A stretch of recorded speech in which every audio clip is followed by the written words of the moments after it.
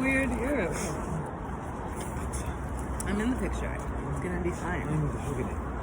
Upteen. Hey. We're everyday aliens, and we thought we'd take a sec to talk about Refusal of the Call. During a really busy time in Bristol. Yeah. Hopefully you can hear us. A bus is coming.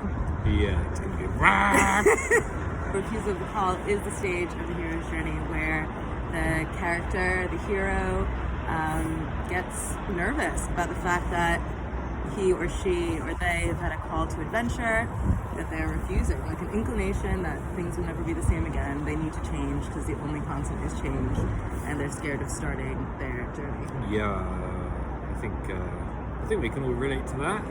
It's not like what we know is comfortable. I guess a perfect example of that is like the whole lockdown and how it's got really comfortable to be inside and to be an introvert and to be away from everything. Yeah, even though we know it's not good for us. It's refusal of the call, yeah, so we know the adventure is part of our destiny and we know we've got to do it, but it's so much more comfortable and cozy here. So much better in bed. So much better. But with my bed head. In reality, even if you stay in bed, things will change, and I think we all inherently know this, but we all experience the fear of the unknown. What was your refusal of the call, Josh? Like one that you can remember that you've experienced in your life that represents this stage? Refusal of the call can be almost a daily thing in my life, right? And so it's just like dusting yourself off, just going like, right, or shaking yourself down, like, right, let's just like face the world, face the project, face whatever it is, and get on with it. So I guess something like I'm experiencing at the moment is this idea of like volunteering, and I've been worried about it and not wanting to do it, but wanting to do it at the same time. You're so right. Refusal of the call is like it can be a daily thing, like the thing that we push through. And I think self-doubt is one of the big ones for a lot of us, kind of trapped in between these two states of like who we are becoming and who we used to be. Staying really comfortable in the place of, I don't know, maybe some trauma response for some people. I know, like for myself, like people pleasing is such a like trauma response, and sometimes I find myself going back there, almost like refusing to be clear or direct as a result of that. Yeah.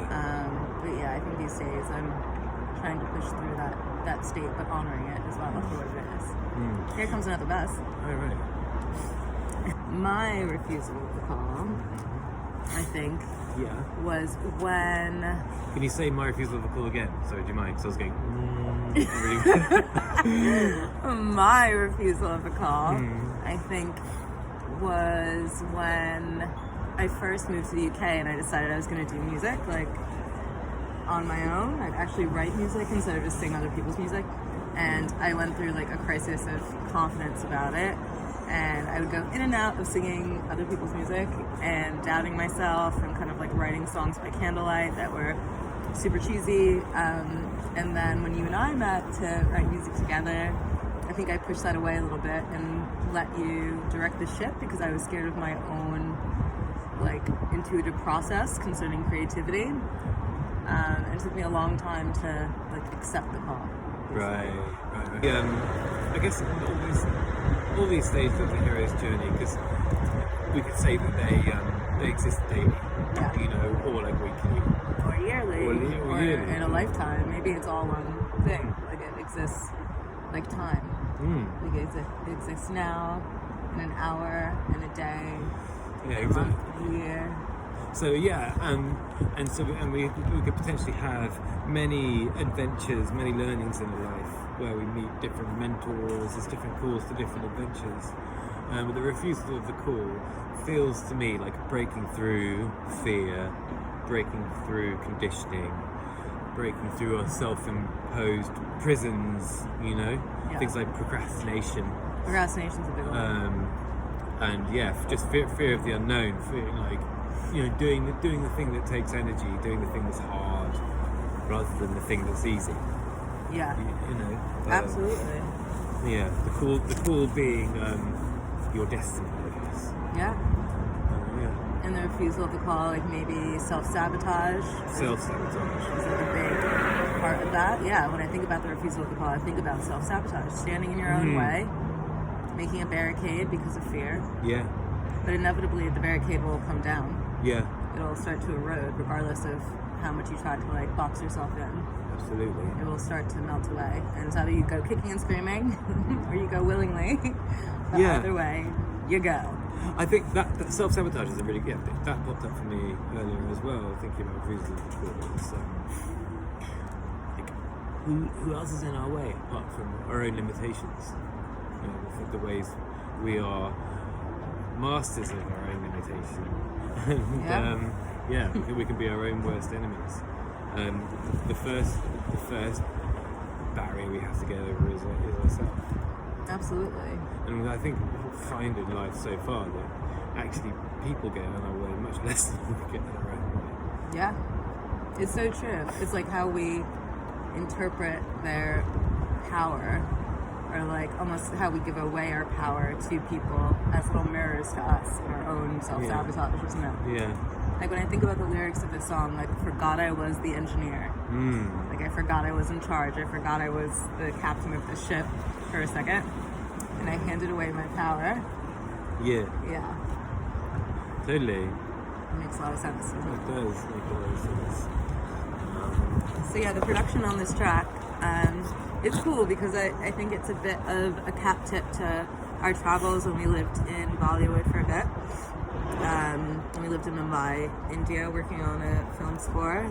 There's kind of like a bit of a cap tip there to that experience that we had with one of our like dearest friends that we actually haven't seen in ages. But that time, I think, was the beginning of the erosion of the refusal of the call, maybe for us in our shared version of that hero's journey, where like we got to India and we were so like decrepit and gray, and those people like brought us back to life in so many ways. We tried to push it away, but our creativity was just something that was nourished. It was. So it's kind of the end stage of the refusal of the call, going to India, but it is semi-inspired by that. There's a beautiful hang drum sample that we love very much that we found by scouring the internet. And this one feels like, what do you think about like the beat and the bass that you wrote? Ooh, yeah. And when I think about this tune, I think about the hang drum being the main part that like really ties the whole, if you can call it a chorus, the main part of the tune together.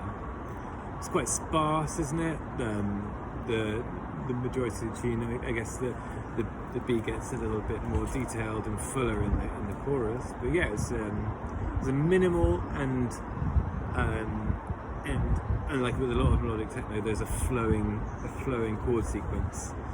One of the cool things about melodic techno is you get to do like a moving bass lines with different chords, and actually can build up more of a song feel rather than repetitive root note techno or house. So yeah, and I think about the flow of the bass line when I think about this tune and how it moves through some quite satisfying notes. And when I also think about the refusal of the call, just thinking about the lyrics, I melt away, I'm gone now, can't feel, safe in denial. Like I think about the amount of detachment and disconnection that a person needs to have in order to be in this space of refusing a call. It's almost like you need to like unplug yourself spiritually to not almost seek and find alignment in order for you to have a successful time of self-sabotaging. So in fact, it's like more work to push against the tide of like what's supposed to come than it is to just like welcome it in. Absolutely. And it feels like we've been taught the reverse, almost like society really upholds this value of conviction, which to me always translated into staying the same. So like you're not allowed to change, and we value people that are the same, like unwavering, but actually the unwavering aspects that maybe we all crave and should be investing in is this unwavering commitment to being authentic, and that is changeable. Yeah. Absolutely. And an unwavering commitment to just trusting the situation.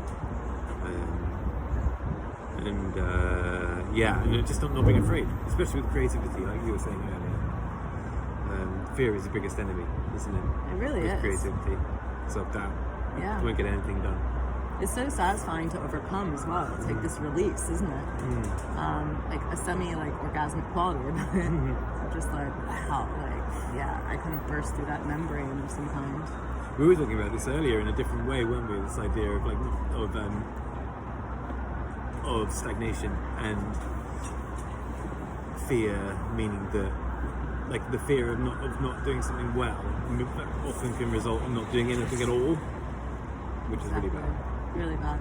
Want to do something and trust that one is capable, and then it'll be good. Yeah, exactly. It'll be what the world needs. If you're excited by it, if you're excited by it, do it. Exactly. For a reason. You're excited by it, do it. And that's the point. Yeah, we make it all about us so much. And the thing is, there's nothing negative about this stage of the hero's journey, refusing the call. It's required for contrast.